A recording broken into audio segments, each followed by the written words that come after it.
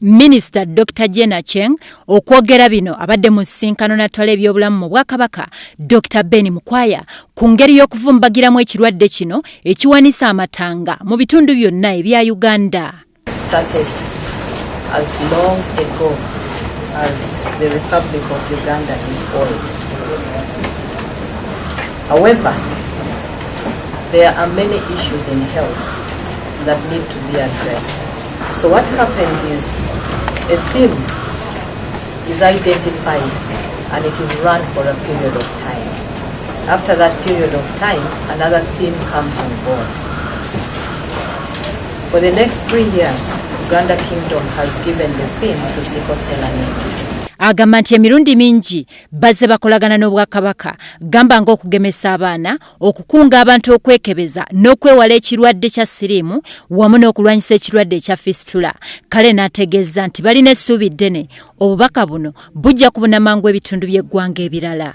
And we have been working with the Uganda Kingdom in several areas of health. We have worked together in areas of immunization, HIV/AIDS, prevention of mother-to-child transmission.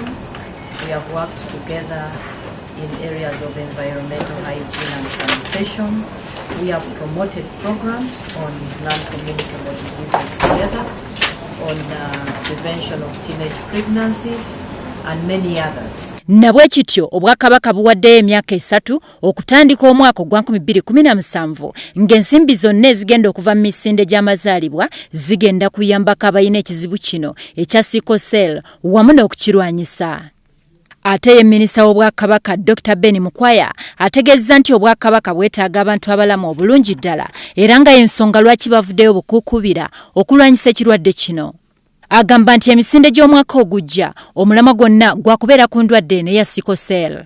Omwaka ogujja okuteeka ensonga ya Sicklecell ne bannaffe bano aba Ministry of Health Central Government tunyikize ensonga eno okumala emyaka 3 abantu tugenda okumala emyaka 3 buli nga amanyi Sicklecell ki era omutangira otya oyinza mwewala otya bw'omulina omujjanjabi otya. Dr. Mukwaya era ayogedde ne ku muwendo gw'abavubuka abatannatuuka kufumbirwa abayitiridde okufuna embuto. Wano akubiriza abazadde obutasuulira bya buwangwa kubanga byakuumanga nnyo abaana okusinga ku mulembe guno kwe bettanira ebyabeeru bokka. Ebisikiza abaana endongozi muzuulira basuula mu muziki eyo no gye bafuna ebizu bino. Awo tukubiriza abantu bonna, abantu ffenna, bannaddiini, abakulembeze, bannamawulire, abasomesa, buli omu yenna ayibe ku nsonga eno ali kimanyi bulungi nnyo singa tukuuma omwana omuwala omulamu bulungi ate n'akula n'atukugenda mu ewufumbo nga mukulu anyiza nnyo eggwanga kubanga ajja kuzaala ezzadde n'ateekerateekera obulungi ate n'okulungamya awo nno tufune abaana ab'enkya. Kale abantu bonna bakubiriziddwa okwenyigira mu kaweefube ono w'okulwanyisa Sicklecell nga bayita mu kwekebeza wamu n'okujjanjaba abaana abazaalibwa ne Sicklecell basobole okuwangaala.